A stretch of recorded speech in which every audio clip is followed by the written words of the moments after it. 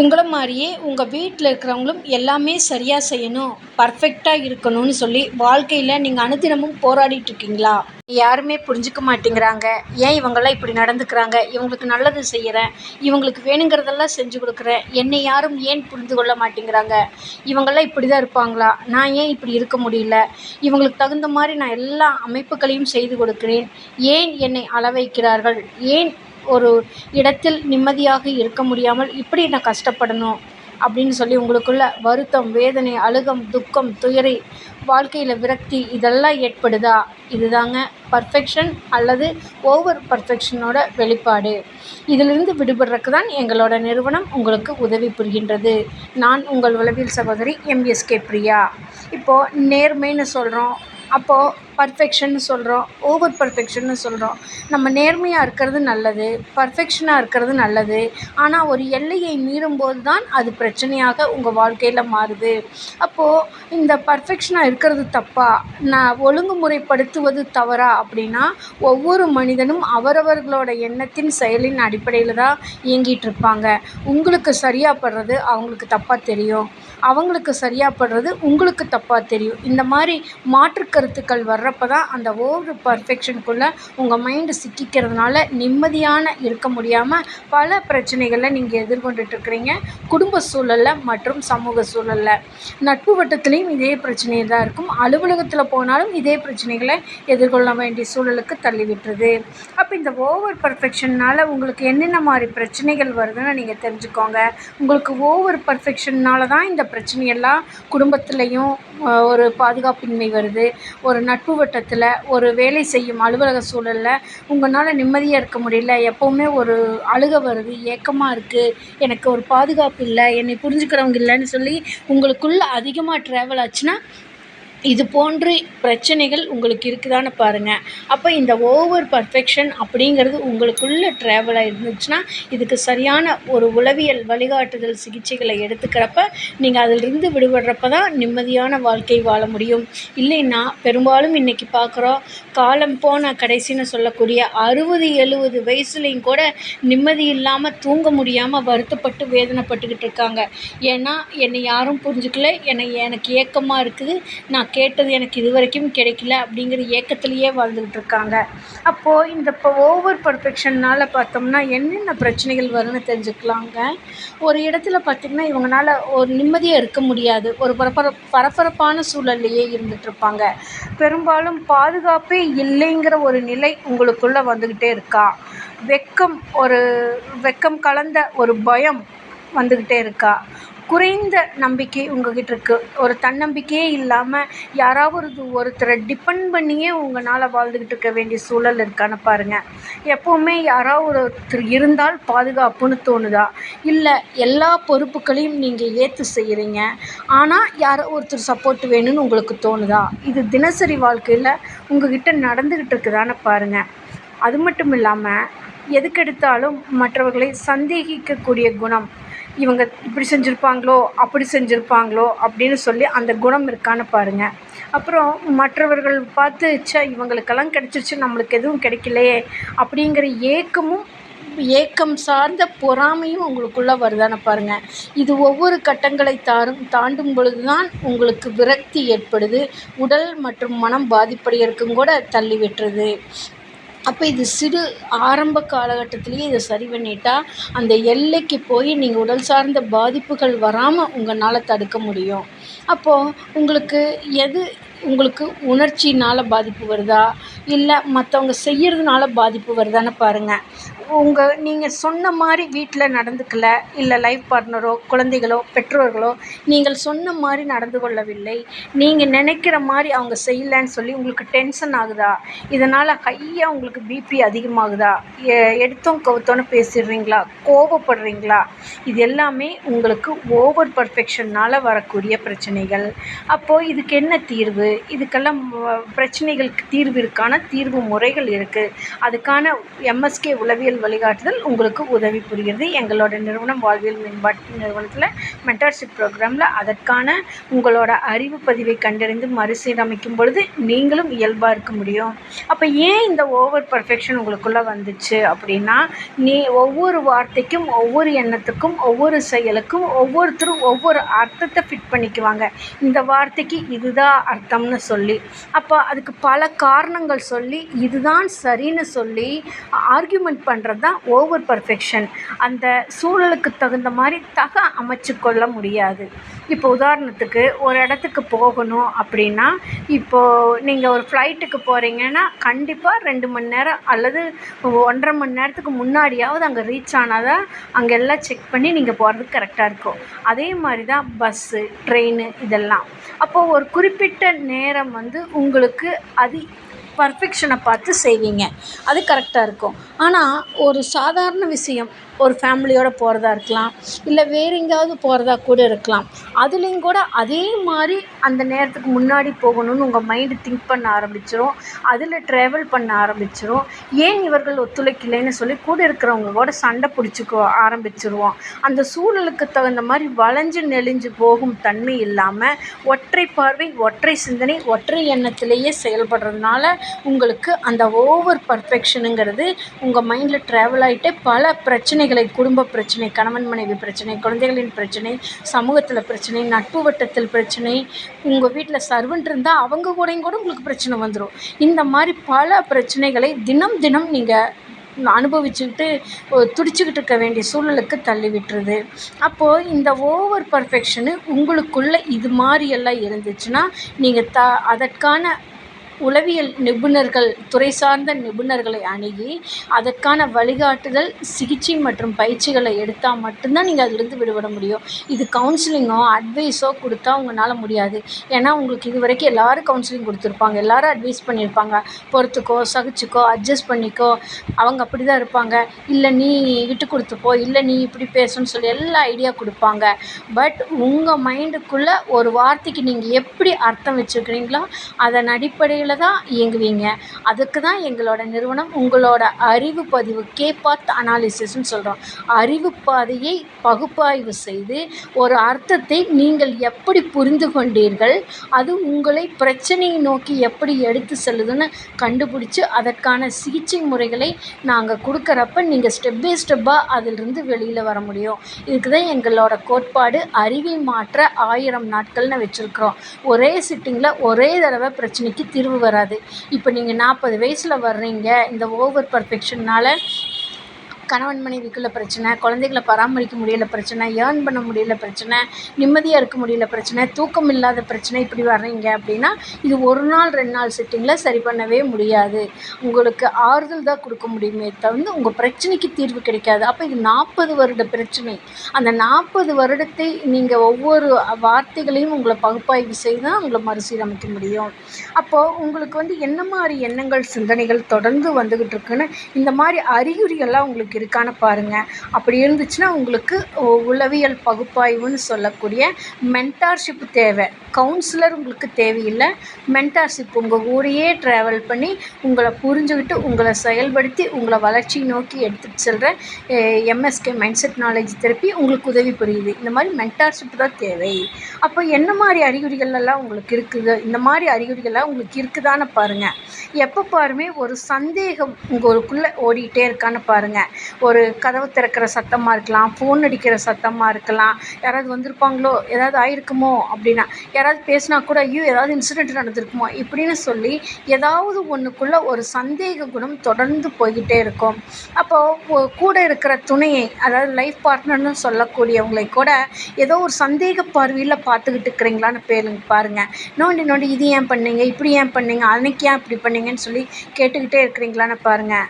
அடுத்தது ஒரு பொறாமை குணம் உங்களுக்குள்ளே இருக்கான்னு பாருங்கள். அது பொறாமைங்கிறது இது இயல்புன்னு சொல்ல முடியாது, இது தவறுன்னு சொல்கிறத விட மற்றவர்களுக்கு இருக்குது எனக்கு ஏன் கிடைக்கலைங்கிறது ஒரு வகையான பொறாமை தான். மற்றவங்களாம் சந்தோஷமாக போகிறாங்க, என்னால் ஏன் போக முடியலங்கிறது ஒரு பொறாமை தான். இந்த மாதிரி எண்ண சுழற்சி உங்களுக்குள்ளே இருக்குதான்னு பாருங்கள். இந்த மாதிரி உங்களுக்கே தெரியாமல் உங்களுக்குள்ள கேள்விகள் எழுந்துக்கிட்டே இருக்குதா இது சார்ந்து, அப்போ உங்களுக்கு உளவியல் பகுப்பாய்வு மென்டார்ஷிப் தேவை. அடுத்தது பண்ணோம்னா, ஒரு ஃபோனை பார்த்தோம்னா செக் பண்ணிகிட்டே இருப்பீங்களா? உங்கள் ஃபோனையே நீங்கள் அடிக்கடி எடுத்து செக் பண்ணிகிட்டே இருக்கீங்களா? இல்லை உங்கள் குடும்ப நபர்கள், உங்கள் லைஃப் பார்ட்னராக இருக்கலாம், குழந்தைகளாக இருக்கலாம், ஃப்ரெண்ட்ஸாக இருக்கலாம், அவங்க வந்தால் கூட ஃபோன் எடுத்து சும்மா பார்த்தேன் அப்படின்னு சொல்லி உங்களால் பார்க்கணுன்னு தோணுது, இல்லை அந்த செயல்பாடு செய்கிறீங்களான்னு பார்த்துக்கோங்க. இந்த மாதிரி செயல்பாடு இருந்தாலும் உங்களுக்கு உளவியல் பகுப்பாய்வு மற்றும் மென்டார்ஷிப் தேவை. அதுக்கடுத்தது பார்த்தோம்னா, ஒரு பாதுகாப்பே இல்லாத நிலையை நீங்கள் உணர்றீங்களா? எல்லாரும் இருக்காங்க, பட் எனக்கு ஒரு சேஃப்டியே இல்லை. ஒரு பொருளாதாரத்தை சார்ந்தோ, உடை சார்ந்தோ, வீட்டு சூழல் சார்ந்தோ, இருப்பிடம் சார்ந்தோ இதுக்கான ஒரு பாதுகாப்பே இல்லை, ஒரு சேஃப்டியே இல்லாத சூழல் இருக்குது அப்படின்னு சொல்லி அதீத அக்கறை அதில் எடுத்துக்கிட்டு உங்களை நீங்கள் அதுக்குள்ளே சிக்க வச்சுக்கிட்டு இது இல்லை அது இல்லைன்னு சொல்லி உங்கள் மனசு போராடிட்டே இருக்கா? இப்படி இருந்தால் உங்களுக்கு உளவியல் மென்டார்ஷிப் தேவை. அடுத்தது பார்த்தோம்னா, உங்களுக்கு அங்கீகாரம் கிடைக்கலன்னா குடும்ப நபர்கள்கிட்டையும் வெளியிலையும் ஆர்கியூமெண்ட் பண்ணுறீங்களா? ஃபஸ்ட்டு ஆர்கியூமெண்ட்டுங்கிறது குடும்ப நபர்கள்கிட்ட தான் அதிகமாக இருக்கும். எனக்கு அங்கே போனேன்ல, எனக்கு அவங்கள மதிக்கவே இல்லை, எல்லாம் உங்கள் குடும்பம்தான், இந்த குடும்பத்துக்கு நான் வந்ததுனால தான் அப்படின்னு சொல்லி உங்களை நீங்களே டார்ச்சர் பண்ணிக்கிட்டு குடும்ப நபர்களோட இணையிறத தவிர்க்கிறீங்களா? அந்த அங்கீகாரம் அவங்க ஏன் கொடுக்கலைங்கிறது அவங்க ஏன் கொடுக்கலன்னு சொல்லி உங்கள் வீட்டில் இருக்கிற நபர்கள்கிட்ட நீங்கள் சண்டை பிடிக்கிறீங்களா? கோவப்படுறீங்களா? இதனால் உங்கள் குடும்பத்துக்குள்ளே பிரச்சனைகள் வருதா? இது அங்கீகாரம் கிடைக்காதனால வரக்கூடிய பிரச்சனை. அப்போ அவர்கள் மீது தவறா? உங்கள் குடும்ப நபர்கள் மீது தவறா? உங்களுக்கு ஏற்பட்ட பாதிப்பா? அப்போ இதையே சரி பண்ணாதான் இதிலிருந்து விடுபட முடியும். இது உளவியல் நோய் கிடையாது. இது முற்றிலும் உங்களுடைய அறிவு சார்ந்தது, எண்ணம் சார்ந்தது, சிந்தனை சார்ந்தது. இதை மறுசீரமைத்தால் உளவியல் ரீதியாக இதிலிருந்து விடுபட்டு நீங்கள் வெளியில் உடல் மனம் சார்ந்த பாதிப்பிலிருந்து விடுபட்டு இயல்பான வாழ்க்கையை வாழ முடியும். அடுத்தது, குடும்ப நபர்களானாலும் நண்பர்களாகனாலும் மற்றவங்களுக்கு கொடுக்குற ரெஸ்பெக்ட்டு எனக்கு ஏன் கொடுக்கலன்னு சொல்லி நீங்கள் வருத்தப்பட்டு அவங்கள விலக்கி வச்சு ஒதுக்கி வச்சு நீங்களும் ஒதுங்கி இருக்கீங்களா? இந்த மாதிரி பிரச்சனை உங்களுக்கு இருந்துச்சுன்னா கண்டிப்பாக உங்களுக்கு உளவியல் மென்டார்ஷிப் தேவை. ஏன்னா இது சரி பண்ணாமல் விட்டுட்டிங்கன்னா உங்களோட எண்ணம் சிந்தனை தொடர்ந்து அனுதினமும் ஒவ்வொரு நாளும் ஒவ்வொன்று நோக்கி போய்க்கிட்டே இருக்கும். அது பெரிய இஷ்யூ மாதிரி உங்களை செயல் இலக்கம் கூட செஞ்சிருது, உடல் இயக்கத்தை தடை செஞ்சிருது. அப்போது எதையுமே உங்களால் ஒத்துக்கொள்ள முடியலையா? எதை சொன்னாலுமே ஒரு ஆர்கியூமெண்ட்டுக்கு போகிறீங்களா? நான் இதுக்காக தான் சொன்னேன். இப்போ உதாரணத்துக்கு ஒரு பர்ச்சேஸ் போனால் கூட நான் இந்த பட்ஜெட்டுக்குள்ளே சொன்னேன், ஏன் ₹1 அதிகமாச்சுன்னு சொல்லி ஆர்கியூமெண்ட் பண்ணுறீங்களா? இல்லை போனால் போகட்டும், இதுவும் கூட உங்களுக்கு தெரியாதா? என் ₹100 எச்சா கொடுத்து இது வாங்க மாட்டிங்களா அப்படின்னு சொல்லி அந்த எக்ஸ்ட்ரீமில் சண்டை பிடிக்கிறீங்களா? இந்த மாதிரி ஒத்துக்கொள்ள முடியாத அந்த விஷயத்துக்குள்ளே போராடுறீங்களா? அதே மாதிரி அடுத்தது, தேவையில்லாமல் மற்றவங்க பார்த்து நீங்கள் கமெண்ட் பண்ணி சிரிக்கிறீங்களான்னு பாருங்கள். மற்றவங்கள நடக்கிறதோ நிற்கிறதோ எதையாவது ஒன்று பார்த்துட்டு அவங்க அன்னைக்கு இப்படி செஞ்சாங்கல்லன்னு சொல்லி உங்களுக்குள்ளேயே உங்கள் குடும்ப நபர்கள்கிட்ட உட்காந்து அவங்கள கமெண்ட் பண்ணி அந்த அவங்களோட ஆக்டிவிட்டி பார்த்து கமெண்ட் பண்ணி சிரிக்கிறீங்களான்னு பாருங்கள். இப்படியெல்லாம் இருந்துச்சுன்னா உங்களுக்கு உளவியல் மென்டார்ஷிப்பு கண்டிப்பாக தேவைப்படுது, உங்களோட வளர்ச்சியை மேன்மைப்படுத்துவதற்காக, இந்த பிரச்சனையிலிருந்து விடுபட்டு. அடுத்தது, தன்னையே அதிகமாக விமர்சிச்சுக்கிறீங்களா? உங்களை பற்றி நீங்களே அதிகமாக விமர்சனம் செஞ்சுக்கிறீங்களா? நான் இவ்வளோ அழகாக இருந்தது தெரியுமா? முன்னாடியெல்லாம் எப்படி இருந்ததுன்னு தெரியுமா? எவ்வளோ ஸ்லிம்மாக இருந்தது தெரியுமா? நான் அந்த ட்ரெஸ்ஸு போட்டால் அந்த மாதிரி இருப்பேன், இப்போ பார் அப்படின்னு சொல்லி உங்களை கம்பேர் பண்ணியே உங்கள் இடத்துல பேசிக்கிறேன். அந்த பொண்ணு மாதிரி நான் இருக்கேன்னா, இல்லை அந்த பையன் மாதிரி நான் இருக்கேன்னா, இல்லை அந்த பையன் மாதிரி நீங்கள் இருக்கீங்களா, அந்த குழந்தை மாதிரி என் குழந்தை இருக்கா, இப்படின்னு சொல்லி விமர்சனப்படுத்தி உங்களை நீங்கள் மதிப்பு கூட்டிக்கிறதுக்காகவும் உங்களோட திறமைகள், நான் இதெல்லாம் செஞ்சேன், நான் சூப்பராக சமைப்பேன் அப்படின்னு சொல்லக்கூடியவங்களாகவும், இல்லை நான் ஜாபுக்கு போனால் நல்லா பர்ஃபெக்ஷனாக இருப்பேன் அப்படின்னு சொல்லி உங்களோட சுய சந்தோஷத்தை விமர்சனமாக வெளிப்படுத்திட்டு மற்றவங்ககிட்ட பாராட்டு வாங்கணுங்கிறதுக்காக உங்கள் மைண்டு செயல்பட்டுக்கிட்டு இருக்குதா? இது எல்லாமே ஓவர் பர்ஃபெக்ஷனோட அறிகுறிகள். இதிலிருந்து விடுபட்டு வளர்ச்சியை நோக்கி வரணும்னா இதில் முறைப்படுத்தணும். அப்போ தான் நீங்கள் வளர்ச்சியை நோக்கி வர முடியும். இல்லைன்னா ஒவ்வொரு பிரச்சனைக்கும் ஒவ்வொரு காரணத்தை சொல்லி வாழ்க்கை ஃபுல்லாக போராடிட்டு இருக்க வேண்டிய நிலைக்கு தள்ளி விட்டுரும். அடுத்தது, அடுத்தவங்க யாராவது ஒரு பொருள் வாங்கிட்டாலோ, ஒரு ட்ரெஸ்ஸு வாங்கிட்டாலோ, இல்லை ஒரு ட்ரிப்பு போனாலோ, அதை பார்த்து உங்களால தாங்கிக்க முடியாமல் ஒரு பொறாமை நிலை உங்களுக்குள்ளே வருதா? அவர்களுக்கெல்லாம் இது கிடைக்குது அப்படின்னு சொல்லி வருதா? உங்களுக்கு கிடைத்தால் கூட உங்களால் அங்கே போய் மகிழ்ச்சியாக இருக்க முடியலையா? மற்றவங்க சந்தோஷமாக இருக்கிறத பார்த்துட்டு உங்களுக்கு ஏக்கம், துக்கம், அழுகை வருதா? பாரு, அவங்கெல்லாம் இவ்வளோ ஃப்ரீடமாக வர்றாங்க, ஏன் அப்படின்னு சொல்லி உங்களை கூனி குறுகி உங்களோட முகம், உடல் அமைப்பு எல்லாமே மாறுபட்டு தெரியுதா? அப்போ உங்களுக்கு இந்த ஓவர் பர்ஃபெக்ஷனோட பிரச்சனை.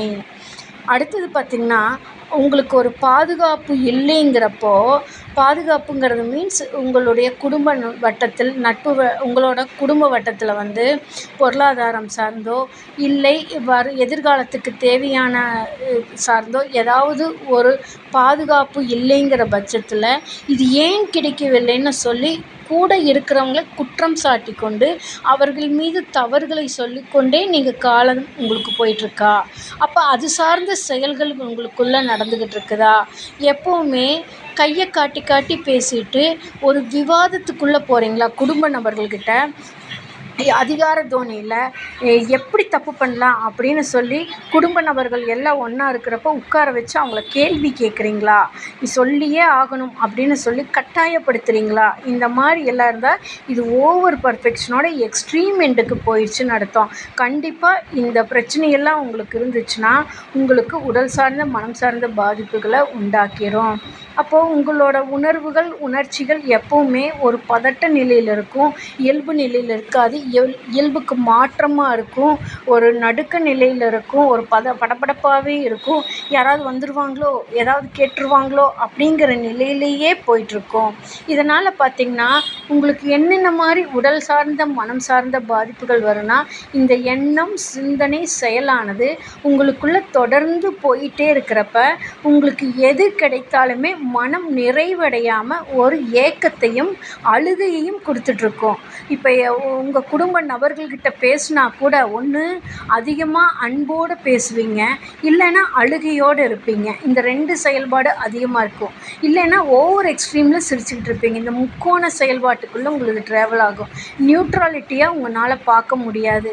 நீங்கள் சரின்னு செஞ்சது எல்லாமே மற்றவங்க ஏன் இப்படி போராடி இது இப்படி செய்யணும்னு நினைக்கிறேன்னா குற்றம் சொல்கிற மாதிரி சொல்லுவாங்க. ஆனால் உங்களுக்கு அது சரின்னு தெரியும். அந்த போராட்டம் இவ்வளோ கஷ்டப்பட்டு இதை வாங்கி எனக்கா வச்சுக்கிட்டேன்னு உங்கள் மனசு ஏங்கும். இப்படியும் போக முடியாமல், அப்படியும் போக முடியாமல், ஆற்றுல ஒரு கால் சேத்துல ஒரு காலுங்கிற மாதிரி 2 நிலையிலும் இல்லாமல் இடைப்பட்ட நிலையில் இருந்துட்டு உங்கள் மனசு தள்ளாடிட்டு இருக்கிறப்போ உங்களுக்கு உடல் சார்ந்த, மனம் சார்ந்த பாதிப்பை அதிகமாக உண்டாக்குது. இதனால் ஃபஸ்ட்டு பார்த்திங்கன்னா உங்களுக்கு இந்த திங்க் பண்ணி மண்டையே வெடிக்கிற மாதிரி ஆயிரும். யாராவது கிட்ட பேசணும்னு தோணும், ஆனால் பேசவும் பிடிக்காது. யாராவது வீட்டுக்கு வந்தாங்கன்னா, ஐயையோ இவங்க வர்றாங்கன்னு சொல்லிட்டாங்களே அப்படின்னு ஒரு பதட்ட நிலைக்கு போயிடும். இதை எப்படி நிராகரிக்கலான்னு தோணிரும். எங்கேயாவது போகணுன்னா அவங்க ஏதாவது சொல்லிடுவாங்களோ, நம்ம செய்யணுமேன்னு சொல்லி செஞ்சுட்டு வந்துட்டு, நான் இதெல்லாம் செஞ்சால் அவங்க என்னை மதிக்கலைன்னு சொல்லி போராடுவீங்க. இதனால் எண்ணம், சிந்தனை, செயல் அதிகமாக ஓடுறதுனால உங்களால் நிம்மதியாக இருக்க முடியாது. ரெஸ்ட்லெஸ்ஸாக இருப்பீங்க. மண்டையை பிளக்கிற மாதிரி தலை வலிச்சுக்கிட்டு இருக்கும். சாப்பிட்றது ஜீரணம் ஆகாது. லேடிஸாக இருந்தாங்கன்னா இர்ரெகுலர் பீரியட்ஸ் அதிகமாயிரும், வெள்ளைப்படுதல் அதிகமாயிரும், முடி கொட்ட ஆரம்பிச்சிரும், தூக்கம் வராது, முக அமைப்பு எல்லாமே ஒரு இறுக்க நிலைக்கு போயிடும், படுத்தா தூக்கம் பிடிக்காது, ஆழ்ந்த தூக்கம் வராது, காலையில் நேரம் மட்டும்தான் தூக்கம் வரும். இதையும் கவனிக்காமல் விட்டுட்டு, இதுலேயும் சரி பண்ணாமல் விட்டுட்டு, இந்த பிரச்சனையோடையே நீங்கள் போராடிட்டு இருந்தால் இதுக்கான தீர்வு முறைகளை எடுக்காதப்ப இது அடுத்த கட்டமாக உடல் சார்ந்த பாதிப்புகளை உண்டாக்குது. ஒரு சுகரோ, பிபி அல்லது அந்த தூக்கம் சார்ந்த பிரச்சனை, நீண்ட நாள் தூக்கம் வராத பிரச்சனையை உண்டாக்கிறது. இதனால் தலைவலிங்கிறது உங்களுக்கு ரொம்ப அதிகமாயிரும். எது சாப்பிட்டாலும் செரிமானம் ஆகாது, ஒரு வாமிட்டிங் சென்சேஷன் வந்துடும், தலை சுற்றல் வந்துடும். இந்த மாதிரி உடல் சார்ந்த பாதிப்புகளுக்கு போய் நீங்கள் மருத்துவங்கள் செய்வீங்க. பட் அது எந்த பலனும் உங்களுக்கு அளிக்காமல் மறுபடியும் உங்களோட அழுகை, ஏக்கம், துக்கம், துயரம், உணர்ச்சி வசப்பட்டு நீங்கள் செய்யக்கூடிய ஒவ்வொரு செயலுமே மறுபடியும் மறுபடியும் உங்களோட உடல்நிலையை மோசமான நிலைக்கு கொண்டு போயிட்டுருக்கு. அப்போ இது போன்று எண்ணம் சார்ந்த, சிந்தனை சார்ந்த இந்த ஓவர் பர்ஃபெக்ஷன் அப்படிங்கிறத நீங்கள் ஆரம்ப காலகட்டத்திலிருந்தே மற்றவங்கள் உங்கள் குறை சொல்கிறாங்க, தவறு சொல்கிறாங்க, இல்லை நீங்கள் செய்கிறது அவர்களுக்கு பிடிக்கலை, டென்ஷன் ஆகுறாங்க அப்படின்னா நீங்கள் இதிலிருந்து விடுபட்டு குடும்ப சூழலையும் இந்த சமூகத்தோடும் இணைந்து வாழ்வதற்கான இந்த ஓவர் பர்ஃபெக்ஷனுங்கிறது உங்களுக்கு சரி, நீங்கள் சரி, ஆனால் உங்களுடன் இருப்பவர்களும் அதையே செய்யணுங்கிறப்ப தான் பிரச்சனை வரும். ஆனால் இது குடும்ப சூழலுக்கு இது எவ்வாறெல்லாம் ஒத்து வருங்கிறது அவங்களால கணிக்கவும் முடியாது, அவங்க ஏற்றுக்கொள்ளவும் மாட்டார்கள் என்பதை புரிந்து கொள்ளவும் உங்களால் முடியாது. ஏன் நான் இருக்கேன், அவர்கள் ஏன் இல்லை அப்படிங்கிற ஒரு போராட்டத்துக்குள்ளேயே உங்கள் வாழ்க்கை போயிட்டுருக்கிறதுனால பல உடல் சார்ந்த, மனம் சார்ந்த பாதிப்புகளை தவிர்த்து நிம்மதியில்லாத வாழ்க்கையை வாழ்ந்துக்கிட்டு இருக்கிற சூழலுக்கும் கூட தள்ளி விட்டுருது, விரக்தி நிலைக்கு தள்ளி விட்டுருது.